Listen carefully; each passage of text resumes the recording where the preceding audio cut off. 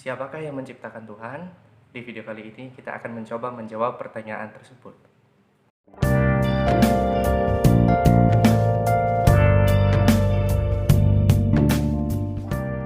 Assalamualaikum warahmatullahi wabarakatuh.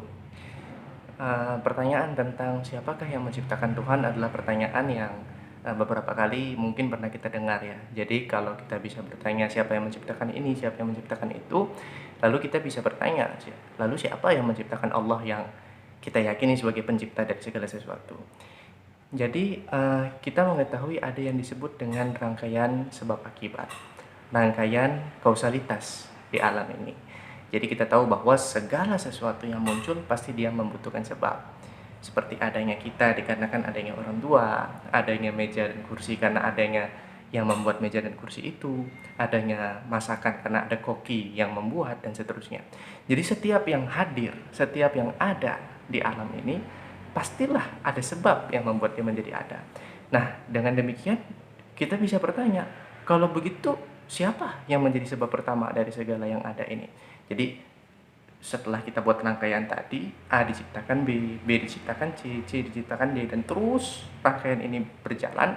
Dari sekian banyak rangkaian di jagat raya ini, kita kan bisa tanya, kalau begitu sebab pertama itu siapa? Seperti itu kan, kita bisa menanyakan pangkalnya di mana sebab akibat ini. Tentunya pasti ada sebab yang pertama. Nah, sebab yang pertama itulah yang disebut Tuhan. Jadi A diciptakan B, diciptakan C, diciptakan D, diciptakan E, dan terus. Dan itu mau tidak mau harus berhenti pada sebab yang pertama, yang tidak diciptakan lagi.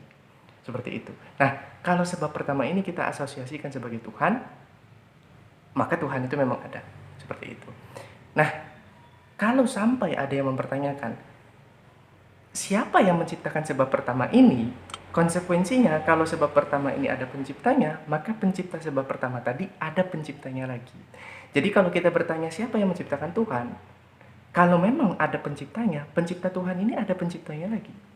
Dan akan terus berlanjut, penciptanya pun ada penciptanya lagi. Dan begitu seterusnya. Itulah yang disebut sebagai tasalsul atau infinite reasoning. Jadi memang yang bisa diterima oleh akal sehat kita adalah rangkaian sebab akibat tadi memang harus berhenti di sebab yang pertama.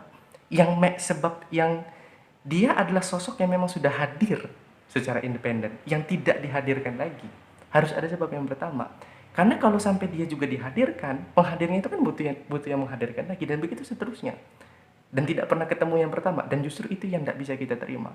Jadi yang bisa kita terima memang rangkaian tadi, A diciptakan, B diciptakan, C diciptakan D, dan terus, tapi pasti nanti di pangkal sana ada sebab yang pertama. Seperti kita juga, saya diciptakan orang tua diciptakan kakek nenek, dan terus, tapi pasti nanti akan berhenti pada pencipta yang pertama. Tidak mungkin itu tidak berhenti, tidak ada yang pertama. Karena kalau terus secara tidak hingga, tidak bertemu yang pertama, itu yang disebut tasalsul. Nah, bagaimana kalau rangkaian itu berputar? Jadi seperti A diciptakan B diciptakan C diciptakan A. Jadi berputar seperti itu. Ini juga tidak mungkin, karena bagaimana mungkin sesuatu yang hadir belakangan menciptakan yang lebih dulu. Seperti saya mau mengayahi kakek saya misalnya, itu kan sesuatu yang mustahil. Jadi sebetulnya inilah premis terakhir atau premis keempat dari argumen kosmologis yang kita bawa di sifat wujud yang lalu. Jadi sebetulnya ada premis yang keempat, yaitu mustahil ada rangkaian sebab akibat yang tidak berhenti pada sebab pertama. Tapi saya bahas di sini karena saya rasa lebih pas di sifat kidam. Jadi rangkaian sebab akibat tadi itu harus berhenti di sebab pertama. Karena kalau tidak, tasalsul, terus, tidak ada yang pertama kan, dan itu tidak mungkin. Kalaupun berputar, itu pun juga tidak mungkin. Begitu. Jadi di premis yang keempat berbunyi, tidak ada rangkaian sebab akibat yang tidak bertemu pada sebab pertama. Atau dengan kata lain, daur dan tasalsul adalah mustahil. Peristiwa yang surut ke belakang secara tidak hingga, tasalsul, dan peristiwa yang berputar, daur, atau circular reasoning. Nah, pertanyaannya, mengapa tasalsul dan daur atau infinite reasoning dengan circular reasoning itu mustahil? Kita akan jawab di video berikutnya.